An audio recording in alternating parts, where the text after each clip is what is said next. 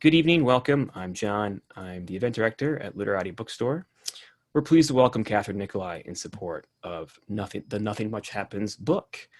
In addition to a brief talk and reading, we'll also have ample time for Q&A. So get your questions ready and we'll talk about how that will all work.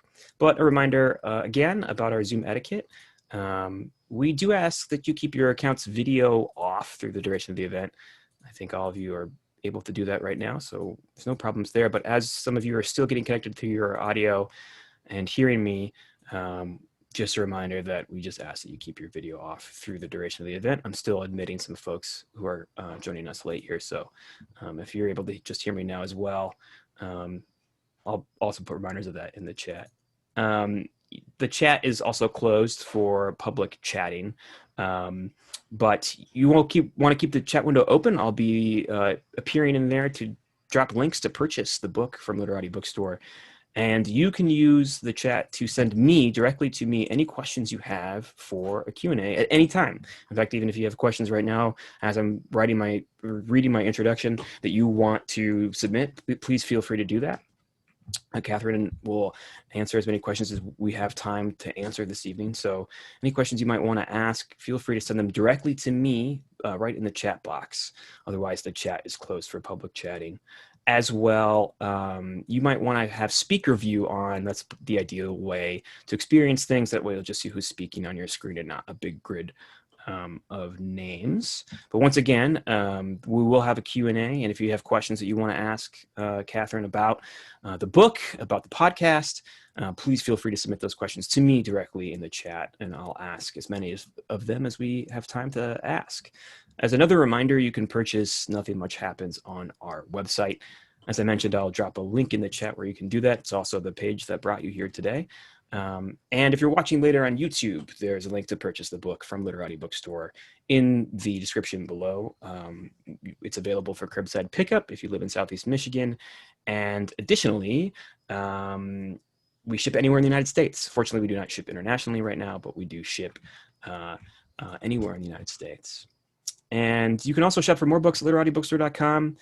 Thousands of titles are also available for curbside pickup if you live in the Southeast Michigan area. And of course, in lieu of a book purchase, we do ask that you consider a $5 donation to sustain our virtual programming. Whether you'd like to think of that as subscription to just this event or this week's events or the events remaining in October or for the rest of the year, you can make a $5 donation at literatibookstore.com/donation. Otherwise, we simply thank you for your attendance this evening or this afternoon or this morning, depending on where and when in the world you're joining us. So without further ado, I'll introduce our author this evening. Kathryn Nicolai is the creator of the enormously successful podcast, Nothing Much Happens. She's an architect of coziness, writing soothing stories that both ease the reader into peaceful sleep and teach the principles of mindfulness so that waking hours likewise become sweet and serene. She leans on her years of experience as a yoga and meditation teacher to seamlessly blend storytelling with brain training techniques that build better sleep habits over time. She is the owner of Ethos Yoga. She lives in Michigan with her wife and 2 dogs. Please join me in using your Zoom, clap, or heart, or party ta-da reactions to welcome Kathryn Nicolai into your living rooms. Thanks so much, Sean, and thanks to Literati. I love Literati Bookstore. It's a bookstore I've spent many hours browsing through, and I'm really happy to be hosted by them tonight. I hope that you will consider ordering a book from Literati and having them ship it to you if you are not in the lovely area of Michigan that we are. I am here, of course, tonight to talk about my book, Nothing Much Happens, Cozy and Calming Stories to Soothe Your Mind and Help You Sleep. When I first started thinking about problems around sleep and anxiety, I felt like I had this sort of secret superpower to help people fall asleep, because it's something I've done my whole life to tell myself bedtime stories, but I couldn't find a way to share it. And I'd always hoped it would be a book. But being sort of a lay person, not at all connected with the publishing industry, I just felt like it was so far away that I kind of put my stories on a shelf and stepped away from them for a while. But then one night I was up in the middle of the night with a sick dog, and I just thought, it's a podcast. I like to use my voice to help people relax. As a yoga teacher, that's part of my training. And I think I'll just put this out there and see what happens, see if this is useful to anyone. And I am so, so glad that it is useful to people. It is the most comforting thing right now, to be useful, to be helpful. It sort of feels like the world, like we should stop asking what else 2020 has in store for us, because it keeps answering. But there's never been a greater need for us to first be able to soothe ourselves, just because we need it ourselves. We need good sleep. We need relaxation and rest. We need and deserve those things. But because we're just better humans, and we can extend a little bit more compassion to other people once we've done that. So I'm really, really proud of my book. It has so many familiar stories if you are a podcast listener, but there are 16 new stories that will only ever be in the book. And I'm going to read one of them tonight that's very special to me. There's also recipes and some guided meditations and self-care rituals, and even a couple craft projects. So I hope if you already have your copy, maybe you have some questions about things you've seen in there, the beautiful illustrations. If you haven't gotten your copy yet, I hope that you'll order from Literati. And I'd like to open it up now to just answering some of your questions. Great. So the first question we have is directly about the book, which is, what is your favorite story in the book? Oh man, that is really tricky.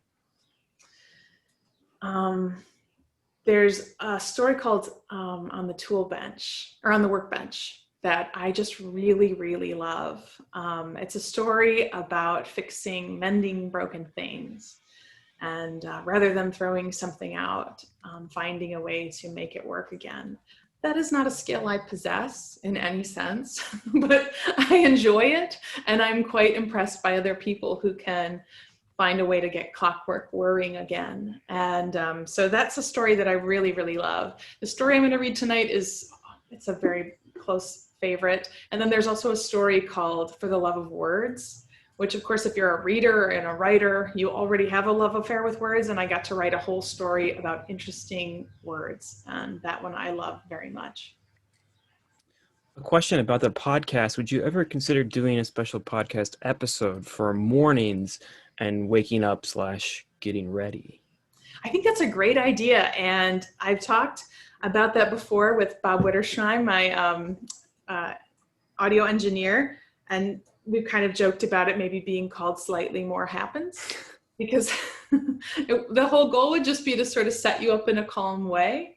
So, I think that's definitely an idea in the works. A lot of people do tell me, though, I don't hear it at night anyway. I get about 10 seconds in and I'm out. So it's kind of nice to listen to in the morning when you're having your coffee, just revisit some of those ideas. Lindsay asks, is there a season of the year that gives you more inspiration for writing than others? Absolutely. Autumn is for books. If you know, that line comes up a bunch in the podcast. It's planted once in each season, and they only let me put it in the book once because they said that it seemed sort of like a mistake that I kept repeating it. But it is this deep feeling I have that autumn is for storytelling. That there's something about this time of year that has us turning inward and noticing more, maybe being just slightly less active, but a little more observant. And that's my cup of tea. And there's a question about the origins of the book. So when did you start writing the book? And that's something I'm curious about. When did the idea of having a sort of physical companion to the podcast start to come about? I was just over a year ago now. One of the reasons I wanted there to be a book, first, I'm a book lover and I love to read before bed, but sometimes the books I read before bed, even though they're really wonderful books, after I close them and turn off the light, I can't find a soft place to put my brain, because maybe the book has turmoil or grief or just some exciting things that I can't settle into. So I always thought it should be a book. But then I think I also started to think about, people would ask me, I'd like to listen to the podcast without having my phone by my head. which is a really legit feeling. And I was thinking, yeah, maybe there needs to be just other ways to consume these besides listening. And I really wanted to see the world if nothing much happens. This is something I've talked about a bit, but I have a condition called aphantasia, which means I can't visualize anything. I have no inner eye. So I was greedy to see what this world might look like. And I thought, boy, if I could get an illustrator to draw the world and nothing much happens, that would be incredibly exciting. And I did. There's a follow-up as well, I suppose, which is how long did it take to compile all these news stories? I wrote them over the course of about 10 weeks, because from the time that we knew the book would be published and we knew who would do it and who my editor would be and the time that that manuscript needed to be done, I only had not quite 3 months. So I buckled down and got a lot of writing done as not in a rushed way, but in a really determined way. I actually took a whole week off from my yoga studio and I went to my cottage and wrote every single day by myself and managed to finish it up on time. Great. Carol mentions that when listening to the stories, it's like we're there with you, and asks, are the stories based on real life experiences? Sometimes there are elements of it that are real. In the story I'm going to read tonight, there's elements. And I always tell people, if you like to think that it's my life, go ahead. My own life is wonderful, but most of these stories aren't autobiographical. They're just parts of my imagination. But I'm glad it feels like you're there with me, because that's my intention. People sometimes say, something about me being in the story. And I always say, no, it's not me, it's you. I want you to feel like you're stepping into this place. This is your home, and this is the person you love, and these are your experiences, because that feeling, I think, is what really pulls you into that feeling of safety and relaxation. Yeah. There's a question about process. If you do listen to music when writing, what music do you listen to when writing for the podcast? That's a good question. And it's real seasonal dependent. Lately, it's like Chet Baker kind of jazz, because to me that is like the feel of autumn too.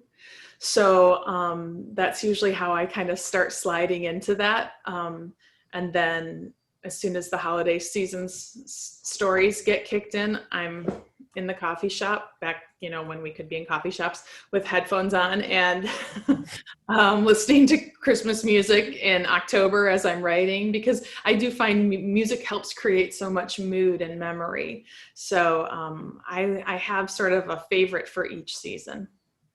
That's great. What have you learned through the process of putting your stories out there through the podcast and the book? Do you feel like you've learned more about yourself or other people? Yeah, I think I learned a couple of things: to be less afraid to put myself out there in general. I wanted to write since I was probably 10 years old, and I didn't do it until maybe 5 years ago, because I was so afraid that wouldn't have anything worthwhile to write, or no one would want to read it. And I think when you're a book lover, you idolize certain writers and you feel like, I'll never be that. And then I sort of hit this point as I started to get older where I thought, oh, what the hell? I'm not going to be that. But why should it stop me from creating if creating is something I want to do? So one thing I learned from putting things out there is that it's good to do. If there's an art you want to create, even if nobody else is going to dig it, you should still make it for yourself. I think the other thing I've learned is that, and this is so comforting, there's like a web of people who value gentleness, who value slow, mindful compassion, small pleasures, ordinary magic, and we're all over the world. And at a time where it's so easy to feel disconnected in so many ways, we can't be with each other, but also there's lots of forces trying to drive wedges between us as people, it helps me just to feel connected. There are so many people who value these feelings, these values, and I really, really appreciate hearing about it. There's a question about method, or a couple questions about methodology, sort of behind the idea of the podcast and the book as well. I'm going to try to combine maybe into one question. Julia mentions it seems like you tapped into some neuroscience to create the pattern of these stories, and asks if you can talk about that. And Petra mentions that they work with people and pain, and part of what I love most about Nothing Much Happens is that unlike a lot of other meditations, you don't put a lot of attention on physical sensation. It's really helpful, especially from a brain training CBT perspective.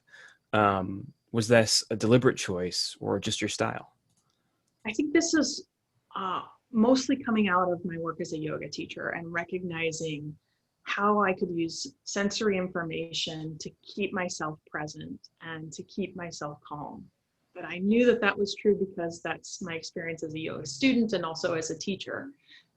And then I wanted to be able to use that sort of awareness of how things smell and taste and look to help tell the story, especially when you're deliberately writing a story that doesn't have a plot.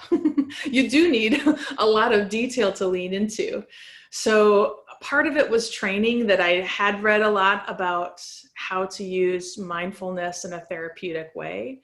And also just noticing that when I move through the world, in order to stay calm and grounded, this is how I do it. And I thought it would probably work for other people as well.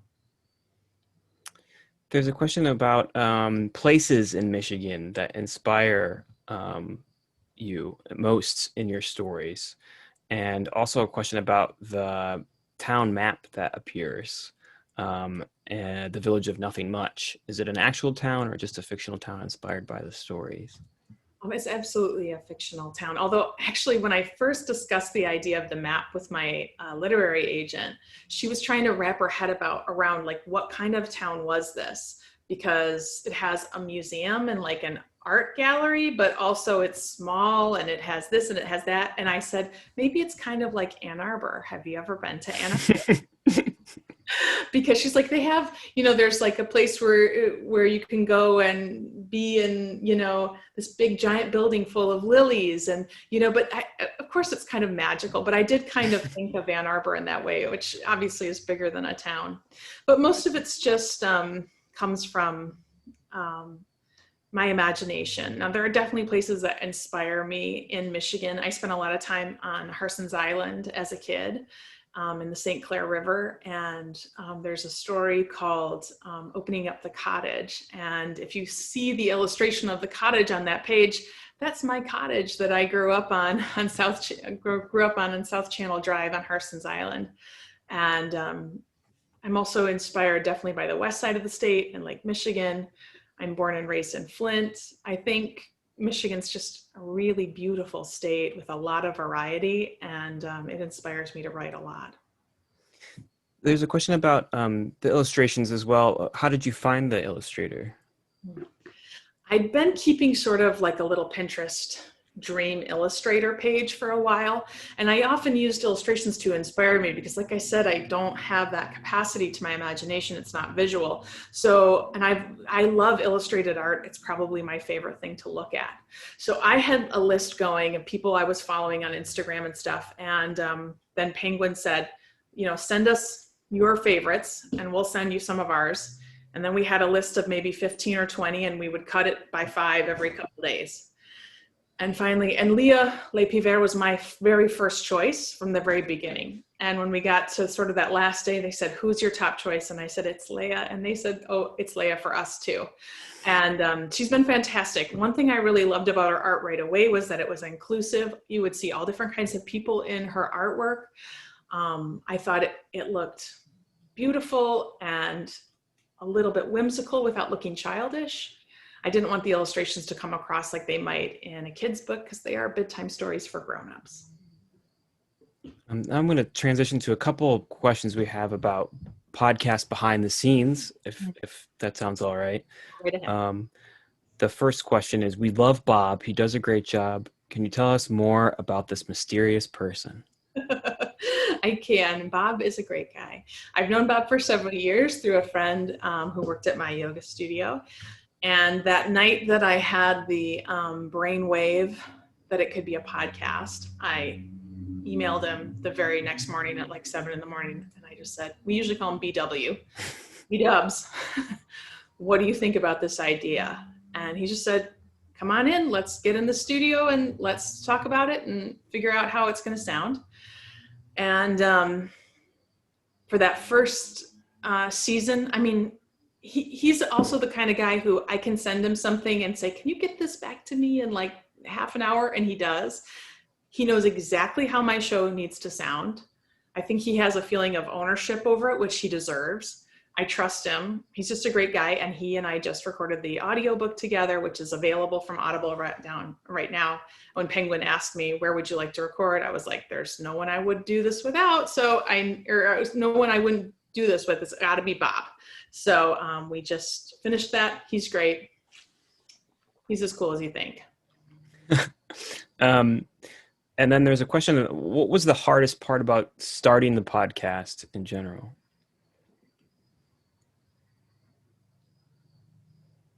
I think at first I thought I might not have enough stories to tell.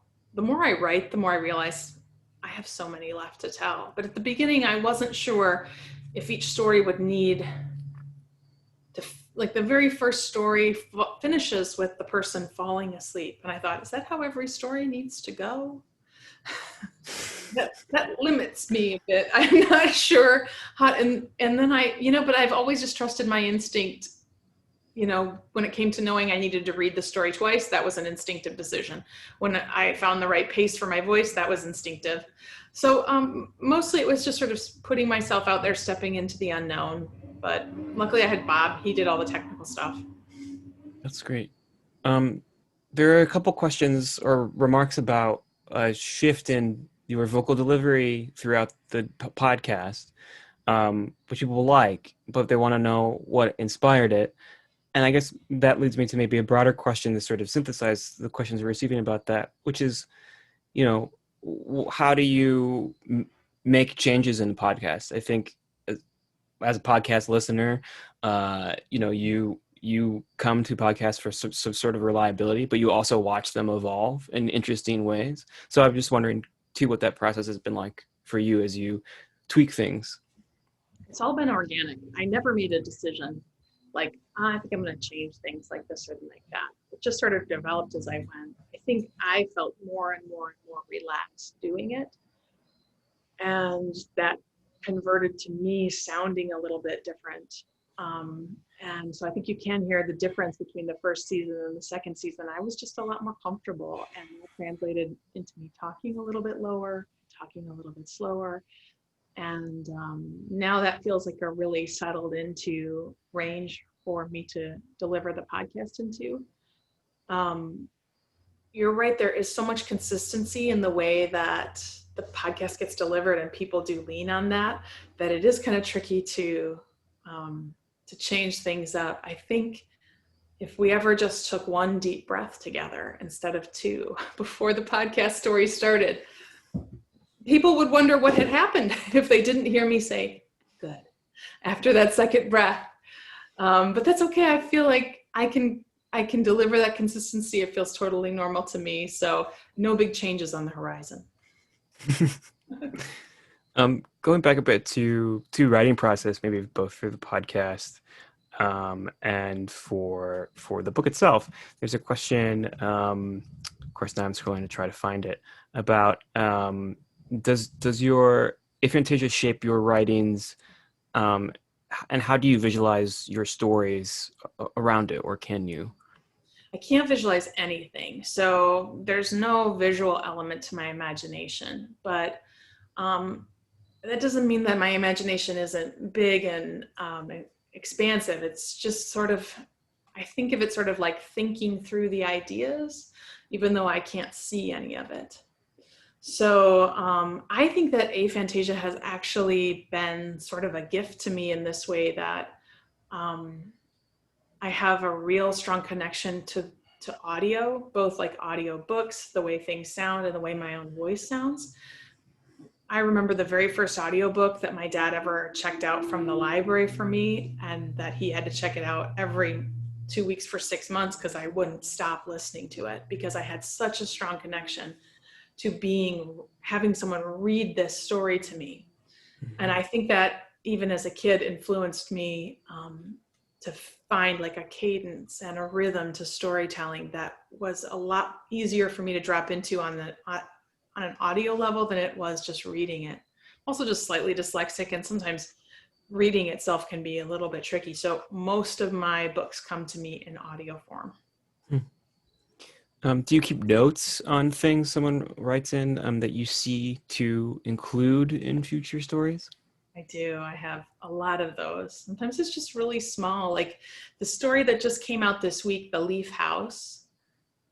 The note that inspired that whole story was just seeing a strand of spider web strung between something and the way the light shone on it. And I wrote that down in my notes. And then I wrote the whole story around that.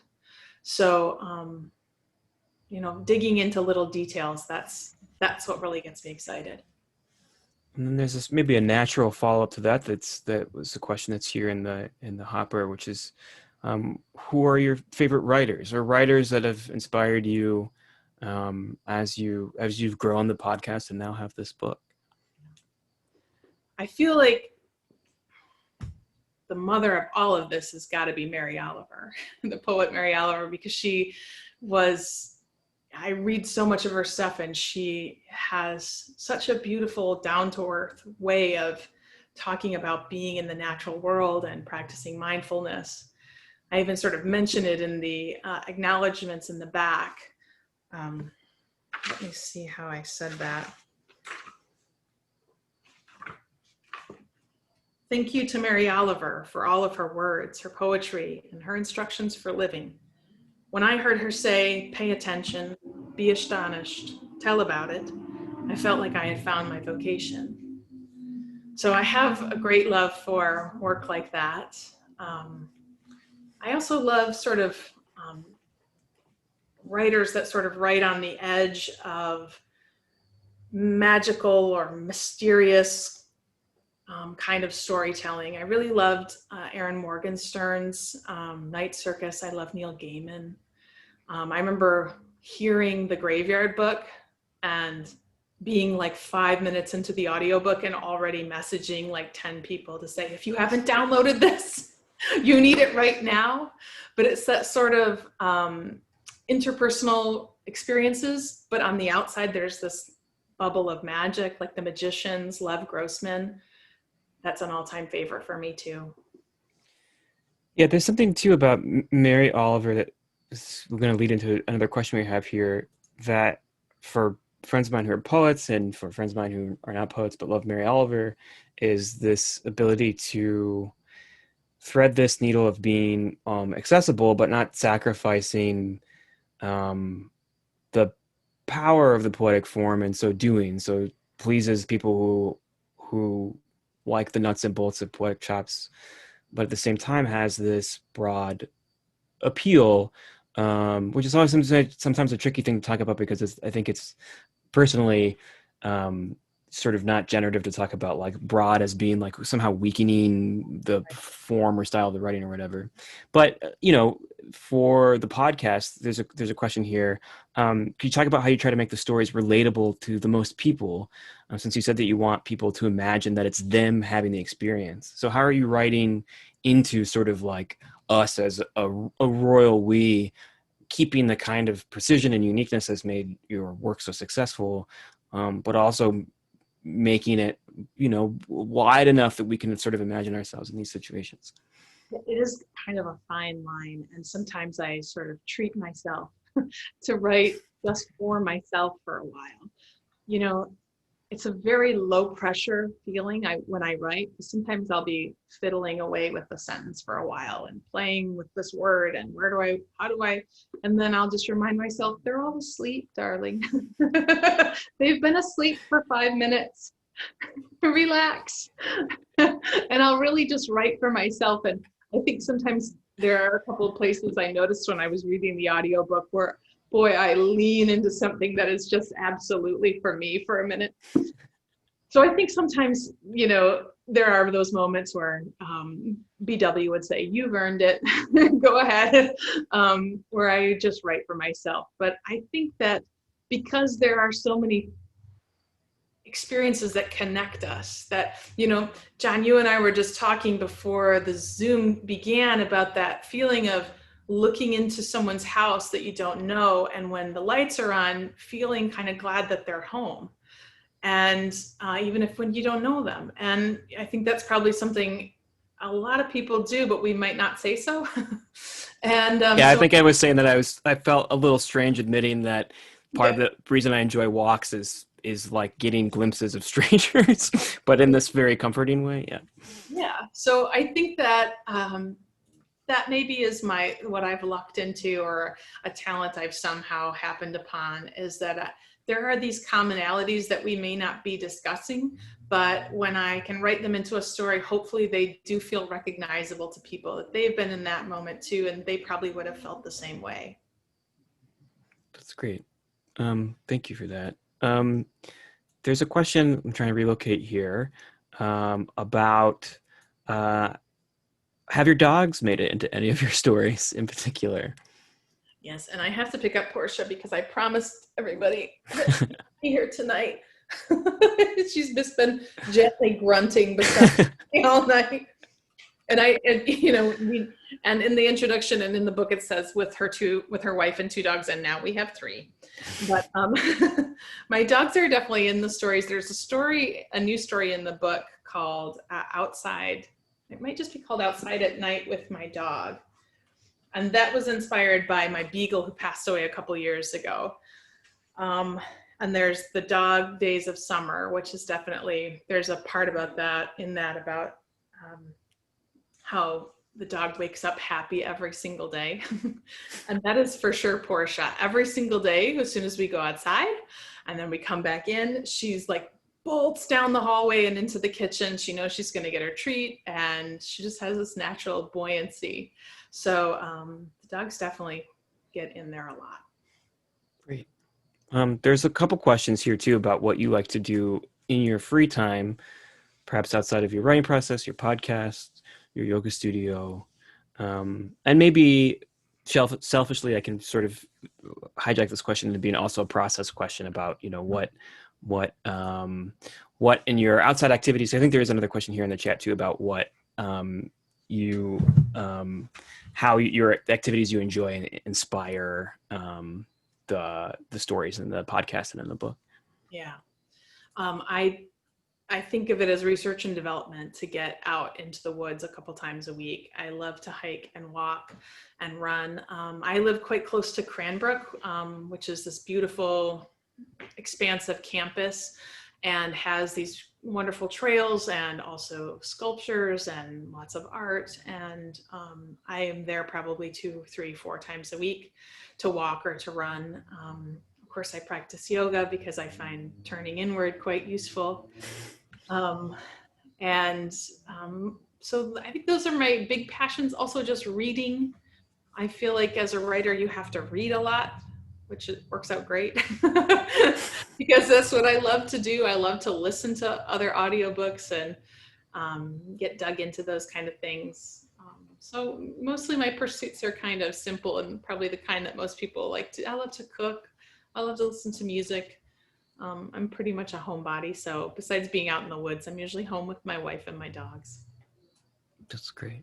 Someone asks me that I have to ask about the food in the stories, but there's no more there. So this is news to me that I should be asking about this. So what should I be asking about the food in the stories, or what about the food in the stories? The food in the stories is always meant to be kind of a celebration of delicious, satisfying food. It is always sort of sneakily vegan, never overtly, but that is a place where I get to insert a little bit of myself into it. That in the world of Nothing Much, animals are always friends and not food. So there are sometimes episodes that celebrate big meals or just have a small mention of it, but I love to write about food. I remember saying to BW, can't I just write a book where you just hear what people eat for dinner and then nothing happens? And he said, I think that's Mrs. Dalloway. I think there's people in the chat who would read that book though. Right? Yeah. Well, I always, when I would read a novel and they would say, you know, that they stopped for lunch somewhere, and I'm like, well, what did you eat? What are you, how could you leave me hanging? I saw a comment from someone a little while ago that they were almost asleep and then they heard mention of a muffin, but then they sat upright and wondered what kind of muffin. And I thought, now, you know, I told you what kind of muffin. I will always tell you what kind of muffin. Someone asks if you've ever considered writing for children. I know my son would love it. People ask me this a lot. I would be so intimidated by that. I don't have any kids in my life, and I'm not quite sure how they work. But I do hear from people all the time that their kids listen. Yeah. You know, that even though we say it's bedtime stories for grown-ups, that absolutely it's always family friendly and kids can listen. So I feel like that would be a little bit out of my reach, but I'm happy that kids are listening already. That's great. Yeah, people are saying in the chat too that they have young ones that listen with them as well. Someone wants to know what's up with the puns. The puns? The puns in the assume in the stories. Maybe they're noticing a trend in puns that there aren't many. Okay. But there was one a couple of months ago that when I wrote about sort of the secret language of trees and how they communicate to one another. And I totally stole this. I saw this in the research when I read about it, that it's called the Wood Wide Web. That's what they're referencing. Yes. Yep. They just followed up. When BW heard that on the raw file, he sent me a text right then and he was like, okay, I quit. I was like, I knew I should have warned you. And there might have been a couple others that I slip in. So I'm not sorry.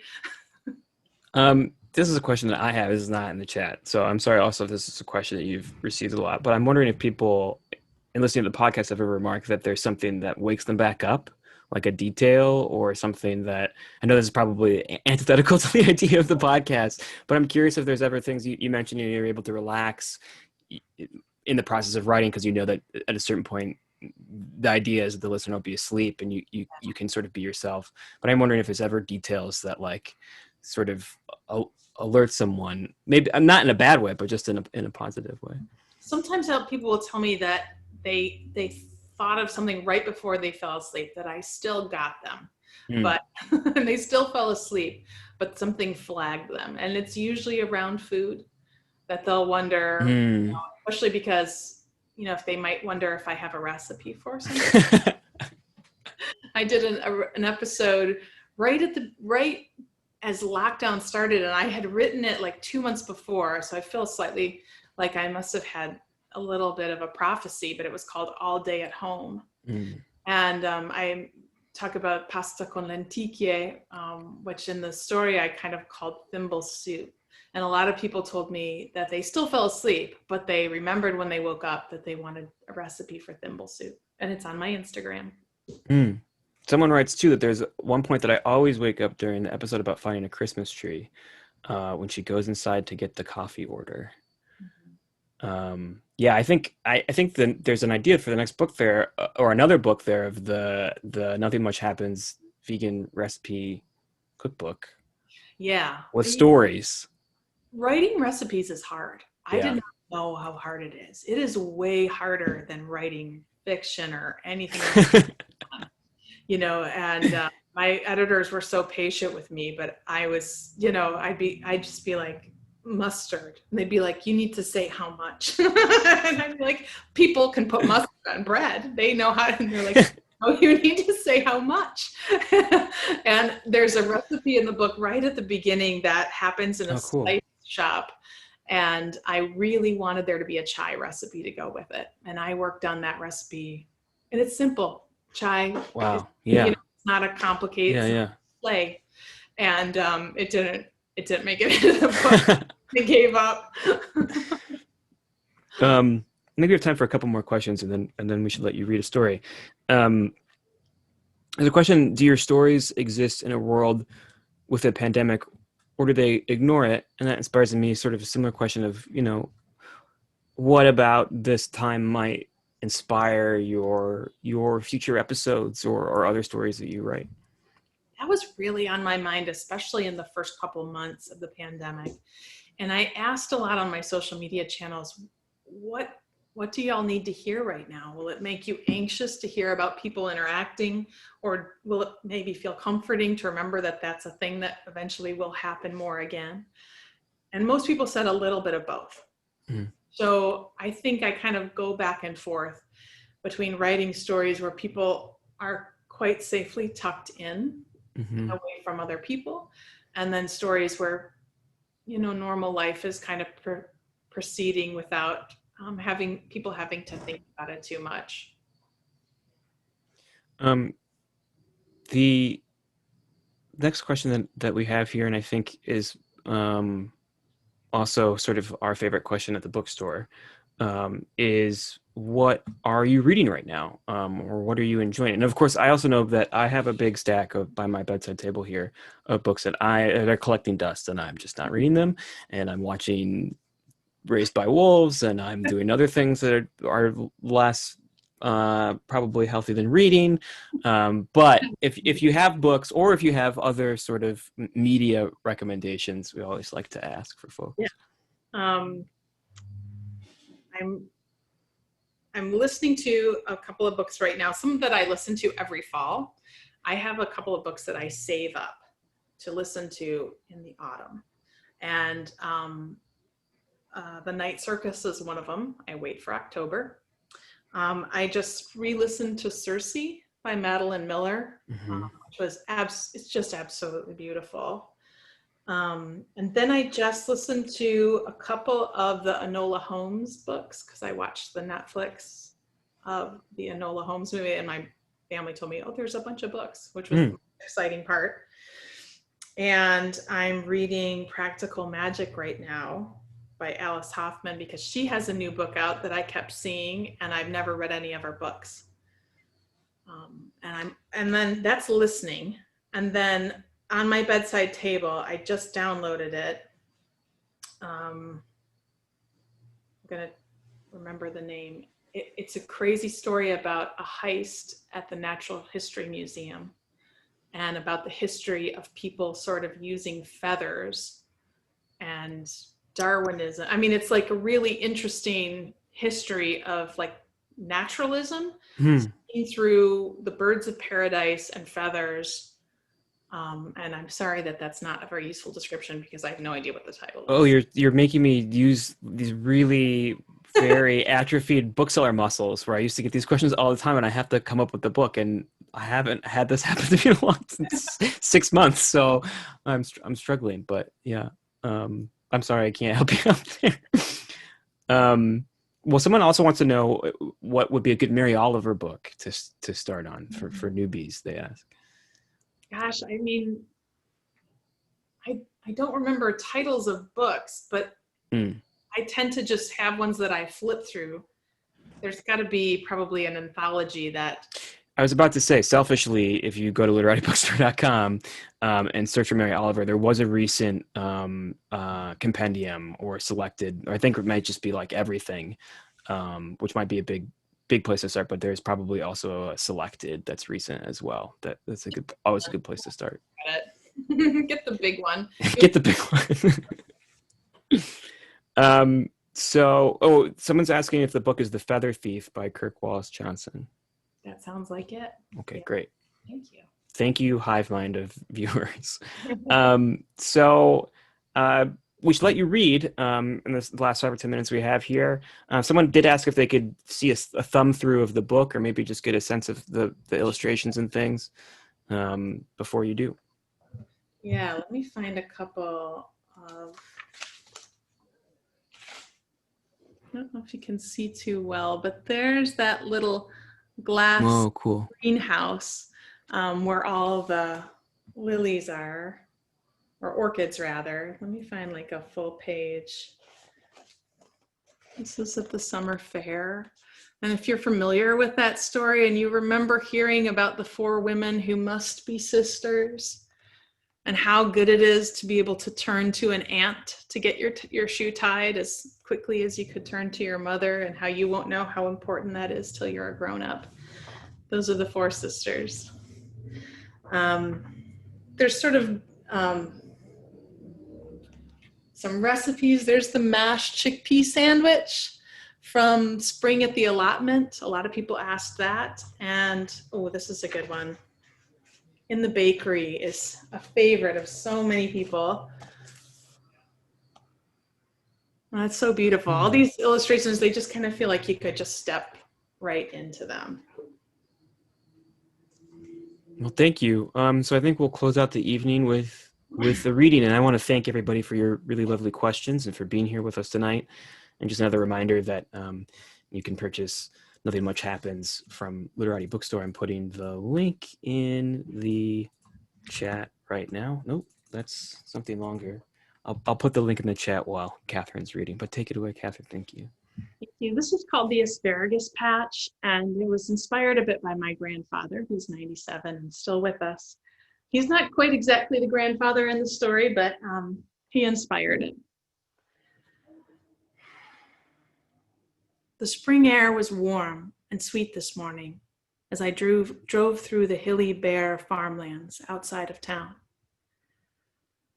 I was on my way to spend some time with my grandfather, who still planted a full garden each year and kept himself busy around the house, fixing broken things and reading books and making pots of vegetable soup. The trees were starting to bud, and when you looked across the horizon, you could see the light green haze in the branches that feels like the first true sign that winter is really over and longer, brighter days are ahead. As I crested a hill, I saw a hot air balloon floating above the line of trees. It was close and unexpected, and immediately made me smile in delight. The balloon was bright, with spiraling bands of shining fabric that rippled in the air. I could make out a few riders in its basket, and I thought of what they must be seeing today. The orange-pink morning sky, the neat patchwork squares of the field, the budding trees and moving cars, all from a new and unusual perspective. Have you ever had a memory that you aren't sure is real? You wonder if perhaps it was a dream, except that it feels lived in a way that dreams do not.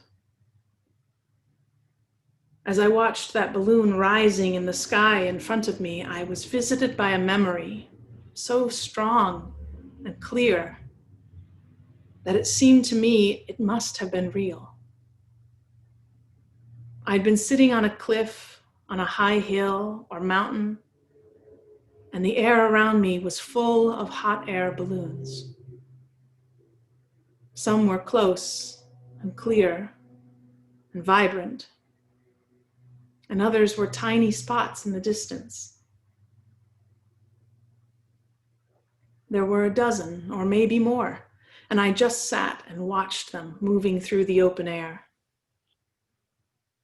I remembered thinking that if a rope were hanging from one of the baskets, it might brush past me, and I could grab it and be pulled away on some adventure. The more I thought of that moment, though it felt quite real, the more I guessed it must be the memory of a dream or a story I'd heard. I couldn't think of where I could have been that such a thing would have happened, or when, or any specific detail around it. The road curved, and I lost sight of the balloon, though I kept thinking of dreams masquerading as memories. As a child, I'd been sure that I'd found a secret cavern in a rocky outcropping by the beach. It was a crack in a wall of stone that I could slip through. And inside I'd found an expansive space full of shimmering rocks and waterfalls and shallow lakes. There were stalactites and stalagmites, some of them meeting in tapered points in the middle, and I'd run my hand over their sides, which were bumpy and smooth at the same time. It smelled like salty sea water and humid summer air, and I was sure somewhere around me there was certain to be a treasure chest waiting to be found. I think I'd kept this memory far in the back of my mind, knowing that it just wouldn't stand up to much grown-up scrutiny. After all, the lakes we'd visited when I was growing up weren't rimmed with rocky cliff faces. They'd been sandy or edged with leafy trees. They were filled with fresh water, not salt. I supposed I hadn't wanted to admit that it was all a story. So I'd left the memory, dusty and unexamined, in the attic of my mind for years. I guess it's a mark of growing older, that I don't mind so much now, knowing that these vibrant and seemingly real scraps of memory are very likely fiction. When I was young, they seemed proof of something extraordinary and magical that existed in the world, and I fiercely wanted them to be real. But now, ordinary things seemed more magical to me than fantasies of flying or discovering long-forgotten treasure. I thought of my grandfather turning a piece of burl wood into a bowl in his workshop, sanding and carving and smoothing till it was ready to hold the yellow-green apples that fell from his trees. I thought of the tree that had grown that burl, the knot of twisted wood that had formed around an injury or infection, but produced a beautiful swirl in the grain. People are the same at times, producing something beautiful from a time of difficulty. This seemed magical enough for me. The road under my tires had changed to dirt, and soon I was pulling my car up in front of my grandfather's house. It was a small place, but big enough for him, and with a yard and a garden many times the footprint of the home. I found him gathering small branches and fallen twigs in the grassy space behind his apple trees. After giving him a kiss on his soft, wrinkled cheek, I bent and began picking up the kindling as well. He had a shed filled with seasoned wood for his fires in the winter, and we could add all of this to his store. We talked as we worked, and I saw him struggling a bit with the arthritis that was part of his daily life. His joints didn't want to bend and straighten as much as he wanted them to. But he was a very patient man, and he just went slower and chatted to pass the time. He plucked up a horse chestnut from the ground and passed it to me, saying, "Here, if you carry a horse chestnut in your pocket, an elephant will never step on your foot." Who was I to argue with such wise advice? When we'd gathered all the sticks and stored them away in his shed, we stopped to stand by the bare patch of dirt where he grew his vegetables. And he pointed out where the rows of corn and green beans would go. He was always trying something new in his garden, and he had packets of seeds to show me inside.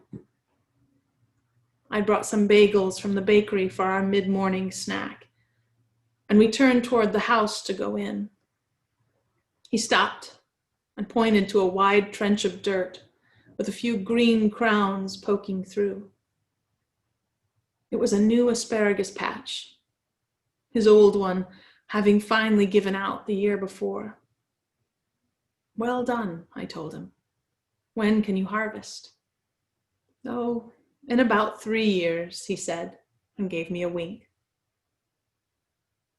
I watched him walk into his house, and I slid my hand into my pocket and felt the chestnut he'd given me. This, I thought to myself, isn't a dream. This is what's happening now. Remember it. Sweet dreams. Thank you, Kathryn Nicolai. Thank you for being here tonight for At Home with Literati. Thank you to everyone for joining us. If you are able to hear me and you didn't use this as a means to drift off, don't worry, I'll close the meeting for you. You don't have to do anything, but if you're still with us, thank you for joining us, and thank you for asking such lovely questions. Kathryn, we hope you continue to be safe and stay well, and continue bringing people some incredibly vital and necessary pauses in their lives through all of your work. And you can purchase the book, of course, from Literati Bookstore. Thanks again for joining us, and we look forward to seeing you at the next event. Take care, everybody. Good night.